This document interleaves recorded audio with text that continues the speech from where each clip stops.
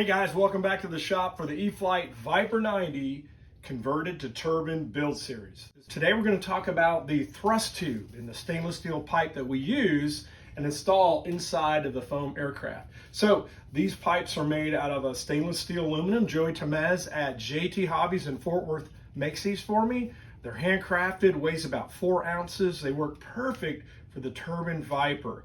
I've used it on the first Viper, and this will be the second Viper that we put it in, so I find no problem with these pipes. I love how they work, and I love how they look. So, without further ado, here we go.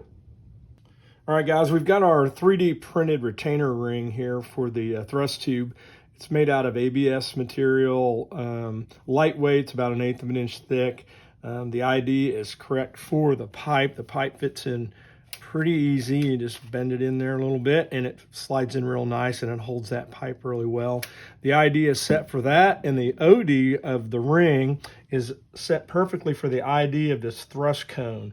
So I'm going to slide that in right underneath the engine bay here. I'm going to go in behind, and all I do is pull that up through the fuselage, and as I pull that up, there's a slight lip inside this nozzle here that fits perfect. The pipe retaining ring butts right up to it, and it fits perfect in there. It looks great. It's got the holes here for the air for augmenting. You can use a couple drops of CA to seal that, but I don't think it's really necessary. And the cool thing about this ABS material, it is adequate for the temperature of this pipe. We found that in the prototype Viper, I used the spectrum telemetry temp sensor on this pipe on the outer wall. So in flight, this only reached 65 degrees. So it warmed up a little bit on the ground to maybe like 85 or 90 degrees, but that was the highest temperature it really reached. So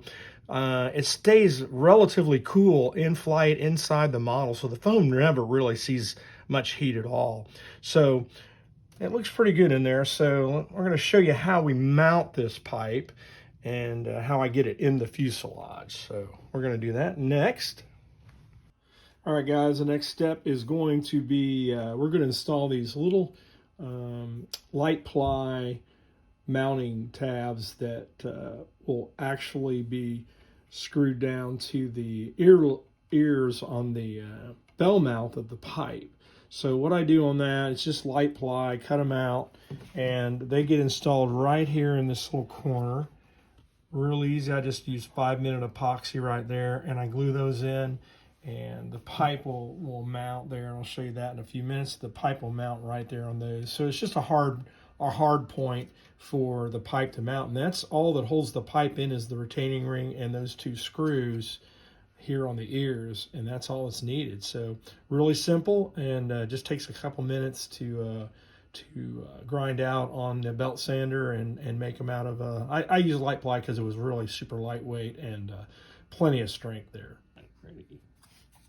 Okay, guys, the next thing we're going to do is I take this balsa wood cover that I make for covering the hole here in the fuselage where the wires come in from the stab that takes the wires for the elevator and the rudder, and they travel right down that little canal. So this piece of balsa wood is just 1/8 inch balsa wood cut out perfectly, and it only weighs like 2 grams, so it's super light, and it just goes down into this piece, and I just place it in there, and it's fit really snug, and all I have to do is drop a CA in there, and that hides all the wires and protects that from any heat or a fire or anything like that that would accidentally come up through there. So real simple, real lightweight, it's real clean, and it helps the install right there.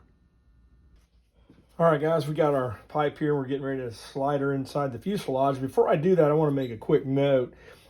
These pipes have a seam up the one side, the top, and you want to make sure that that seam is positioned in the aircraft so it is on the top.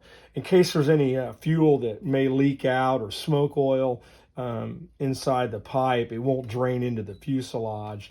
If that seam stays on the top of the aircraft, it keeps that bottom sealed up there really well. So that's one of the things you want to be careful about when you're installing these pipes. But real easy to go in the fuse. We just slide it in right through here through our fuel tank opening, and the bell mouth is a little tight, but it just pops right in. And then we get to that far, and then we're going to come around to the back side. And from the back side, we're going to keep forwarding or moving the pipe aft. And I get over here, and the little ears just pop through.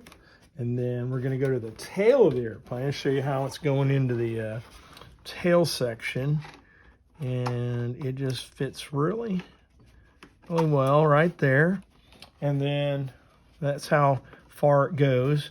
Again, the pipe is it's inset just about maybe a 1/4 of an inch, but it works perfect on the Viper. I haven't had no issues with heat or anything around this nozzle. So the air that's augmented past that keeps all this really cool. Not an issue at all. So inside the pipe, it's positioned right here. All we have to do is drill our holes and mount our screws into that hard point, and that's ready to go. All right, guys, before I install the turbine, the stock mounts, they're plastic into that foam, and they probably use some kind of a rubberized glue. But I've had a little bit of experience with the prototype Viper, having a little bit of fuel or smoke oil or whatever get hung up in here, and it gets a little bit wet sometimes. So I was a little bit more paranoid on the second airplane. So I took some 5-minute epoxy and just dabbed a little glue right here and just kind of sealed in this plate. Not a big deal. It just takes a little bit of glue on an acid brush, and I just go ahead and I seal in that plastic insert that they use as a tie down. It's not going to hurt anything, but I think it just adds a little bit of extra security as far as getting fuel or smoke oil or anything down into that seam on the glue joint on that mount. But I do that on both sides, and once that cures in, the motor's ready to go. But I just do that on the other side, and we'll be good to go. But real simple, takes a few minutes, and I think it'll add a little protection there on that mounting plate. All right, guys, we're gonna get our pipe in the right position here. We got our screw holes drilled in the little hard points. So I'm just gonna take a regular servo screw, and we're gonna screw that right down into that plywood. And that gets there. And, oops. Right here.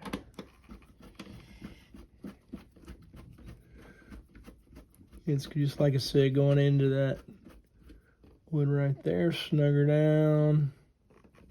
Right there. And there she's mounted. She's tight, and the pipe's not going to move. It's held in place by the 2 screws and then the retainer ring in the back.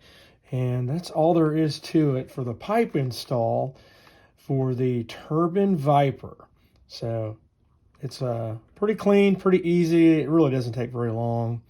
And minimal modification and minimal fabrication for the install. So now the next thing in the next video, we're going to show you how to install the motor. But for this video, we're good to go. Hey guys, thanks for watching this episode of the Lightspeed Air Show. We'd like to encourage you to please like and subscribe. These videos are a helpful tool for us to engage our audience. If you want to know more information about our STEM Elementary School Assembly program, go on our website, lightspeedairshow.com. From the human side of STEM, we'll see you on the next video.